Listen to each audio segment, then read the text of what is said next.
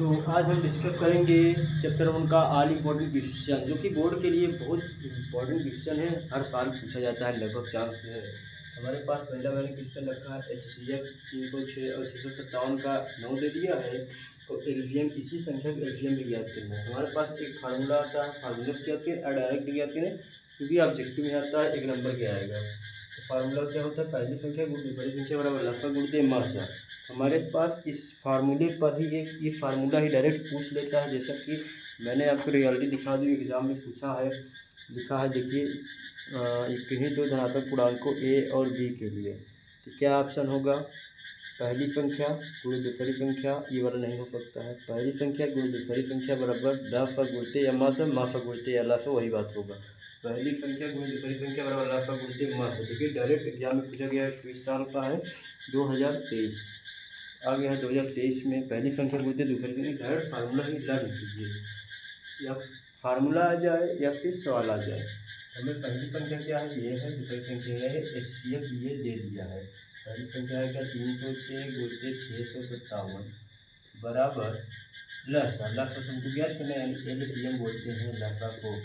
गुणित मासा कितना है, 9। यदि कोई संख्या इस तरफ गुणा में रहेगा, इस तरफ जाएगा भाग में जाएगा। गुणा रहेगा तो भाग में कंडीशन लिख दे रहा हूँ, प्लस रहेगा तो माइनस में, माइनस रहेगा तो प्लस में जाएगा, भाग में रहेगा तो गुणा में जाएगा। ये हमारा कंडीशन होता है। ये 9 गुणा में इस तरफ आएगा, भाग में 306 गुणित 657 भाग में गुणा, सॉरी भाग में था, तो इस तरफ आया गुणा में था, इस तरफ आया भाग में, बराबर LCM 9 से 91 डायरेक्ट कट जाएगा। 9 3 27 बचा कितना, 3 9 चौका 36, 34 का और इसका गुणा कर दो कितना आएगा, 23,338 लगभग 23,338। हाँ यही एलसीएम हमारा निकल के यही आ गया। ये NCERT एक्सरसाइज 1.1 का क्वेश्चन नंबर 3 है। ये सवाल मैंने करा दिया। अगला क्वेश्चन इंपॉर्टेंट सवाल आता है बोर्ड के लिए, जो कि हर साल पूछा जाता है, हर साल पूछा जाता है। दूसरा सवाल लगवा रहे हैं। तो चलिए हम अपने अगले क्वेश्चन की ओर बढ़ते हैं। दिया है, सिद्ध कीजिए √2 एक अपरिमेय संख्या है। तो मैंने इंट्रोडक्शन पार्ट में सिद्ध किया था, बताया था परिमेय और अपरिमेय संख्याओं का क्या है। ऐसी संख्या जो अंडर रूट में हो और बाहर निकल जाए, अंडर रूट से बाहर निकल, जैसे अंडर रूट 25, ये इसका बाहर रूट निकल जाएगा, 5 रूट के पास 5 बाहर निकल, ये हो जाएगा परिमेय। ऐसी संख्या जो अंडर रूट से बाहर निकल ना पाए, जैसे अंडर रूट 5, अंडर रूट 2, इसका वर्गमूल नहीं निकल पाएगा। आप एचसीएम लेंगे तो नहीं निकल पाएगा। ऐसी संख्या जिसका रूट लेने पर वर्गमूल न निकल पाए, वो अंडर रूट में ही है, वो होता है अपरिमेय संख्या। अंडर रूट 2 का निकल नहीं पाएगा, ये होगा अपरिमेय संख्या।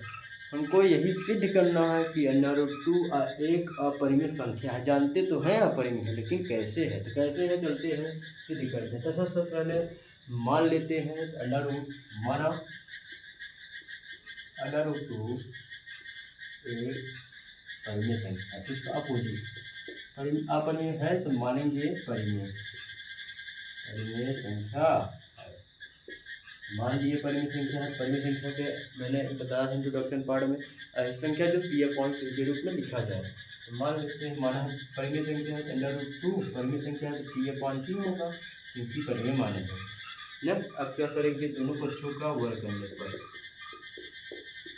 दोनों बच्चों का स्क्वायरिंग ऑन बोथ साइड, वर्ग करने पर, वर्ग कर देने मतलब स्क्वायर, दो बार करेंगे। अंडर रूट 2 का 2 बार गुणा करेंगे, अंडर रूट 2 2 दूना 4 हो जाएगा, अंडर रूट 4, तो 4 का निकालेंगे 2 गुणित 2, यानी 2 बाहर निकल जाएगा, 2 बाहर निकल जाएगा, टी स्क्वायर बट्टा में क्यू स्क्वायर।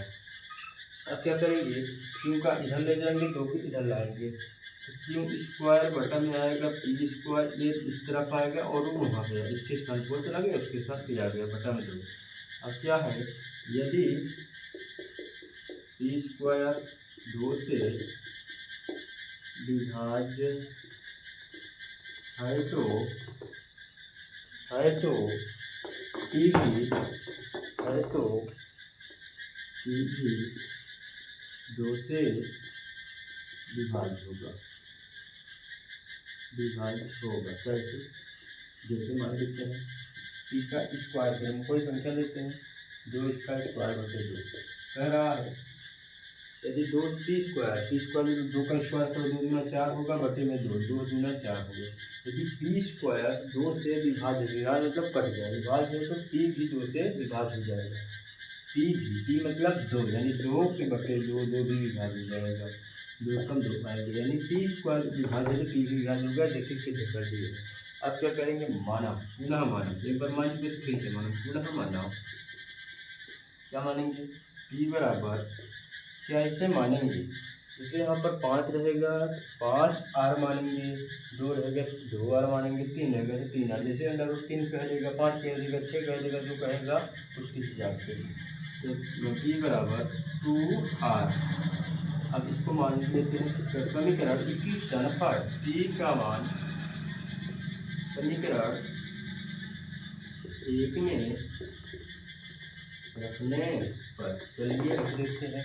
पी का मान कहाँ रखेंगे, समीकरण 1 में। समीकरण 1 हमारा ये है, क्यू लिखा है बराबर 2 स्क्वायर बराबर पी का वैल्यू कितना है 2r, 2r का स्क्वायर लगा था, स्क्वायर कर दिए मैंने, बटे में 2, क्यों स्क्वायर बराबर 2 कितनी बार गुणा होगा, 2 है तो 2 दूना 4, आर कई बार 2 बार, 2 दूना 4 बटा में 2, तो 2 दूना 4 कट गया। इसको लेकर चलते हैं आगे। आप ये मार्कर नहीं लिखेंगे, आप ऐसे सिंपल से लिखेंगे।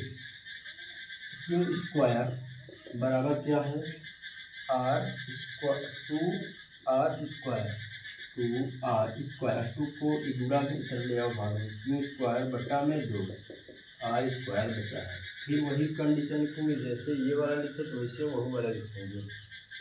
यदि क्यू स्क्वायर 2 से विभाज्य है तो क्यों भी 2 से विभाज्य होगा, जो कि मैंने सिद्ध करके यहाँ पर बता दिया था।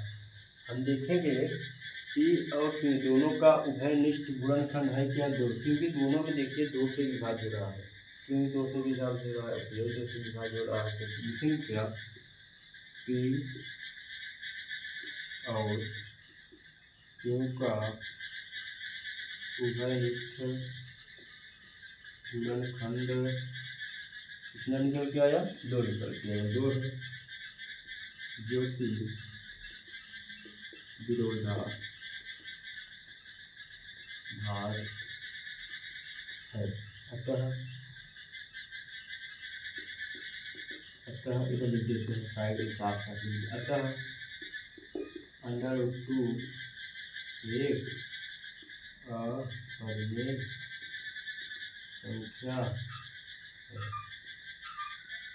ये वाला यहाँ तक है। ये हिंदी लिखना मोस्ट इम्पोर्टेंट, 2 नंबर के आएगा आपको, 1 नंबर इसका मिलेगा, 1 नंबर ये पूरा सॉल्व करने के लिए मिलेगा। तो देखिए √2 का है या √3 का है या √5 का है या √7 का है, सेम इसी प्रोसेस करना है। बैठ के आप सबसे पहले करेंगे क्या, सबसे पहले मान लेंगे ये क्या है, परिमेय संख्या। परिमेय संख्या होता क्या है, जो बटन लिखा जाए तो बटन मैंने लिख दिया। फिर क्या करेंगे, दोनों पक्षों का वर्ग करने पर वर्ग कर दिए, वर्ग किए, √2 बार गुणा करेंगे, वर्ग मतलब 2 बार गुणा करना, 2 बार कर दिए, 2 से बाहर निकल गया, इसका पी का 2 बार गुणा करेंगे, 1 × 3 1 घात 1 घात, गुणा घाते 2 जाती है, घात मान लो 3 स्क्वायर हो जाएगा, 2 स्क्वायर। फिर क्या करेंगे, इधर ले गए 2 बटन ले गए, फिर लिखेंगे 3 स्क्वायर 2 से विभाज्य है तो पी भी 2 से विभाज्य, दूसरी जगह बता दिए हैं। फिर मानेंगे पी के जगह पर, फिर से मानेंगे यहाँ पर 2 रहेगा तो 2r, आर मानो चाहे जो मानो, संख्या है, पी अपान क्यू लिखो, चाहे ए अपान बी लिखो, चाहे डी अपान सी लिखो, चाहे जो लिखो, ए से जेड तक चर चाहे जो लिख सकते हैं, वेरिएबल चाहे जो लिख सकते हैं। पी के जगह मान लीजिए 2r, 2 के यहाँ 2r, पी के जगह क्या आया 2r की घाते, यहाँ पी की घाते 2 था, 2 के 2 दूना 4, आर की घाते 2 था, आर घाते 2, 2 दूना 4 हो गया, 2r स्क्वायर बचा है हमारे पास। फिर 2 गुणा करके भाग में, फिर वही कंडीशन लिखेंगे, यदि क्यू स्क्वायर 2 से विभाज्य है तो क्यों भी 2 से विभाज्य होगा, विभाज्य होगा।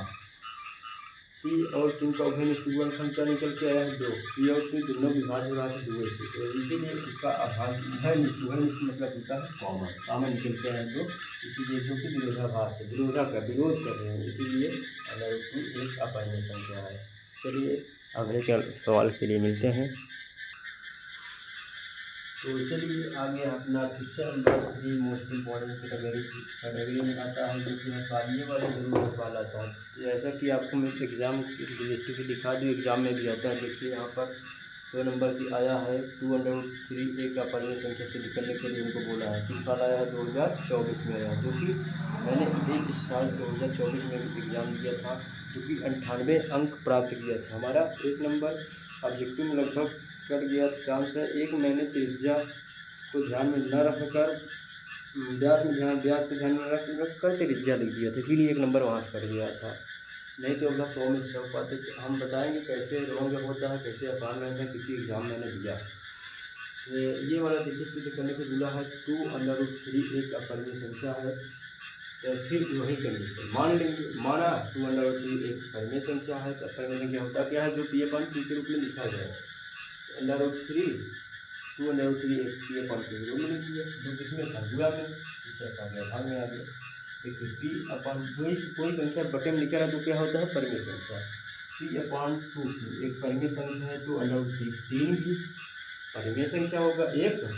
परिमेय संख्या होगा, परिमेय संख्या है, क्योंकि हम जानते हैं कि बराबर बराबर रहता है तो वो भी बराबर में रहेगा।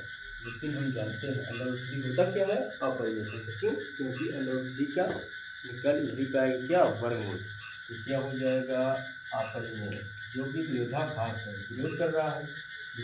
कि ये मैं अपरिमेय हूँ, ये परिमेय, विरोध है। क्या है? विरोधाभास। अतः है 2√3 एक अपरिमेय संख्या है। ये मोस्ट इम्पॉर्टेंट कैटेगरी में रख लीजिए। और आएगा एलसीएम, आएगा एचसीएफ आएगा, जो कि छोटा होता है, वो सब अपना निकाल लीजिए। दोस्तों पढ़ते रहिए और मचाते रहिए।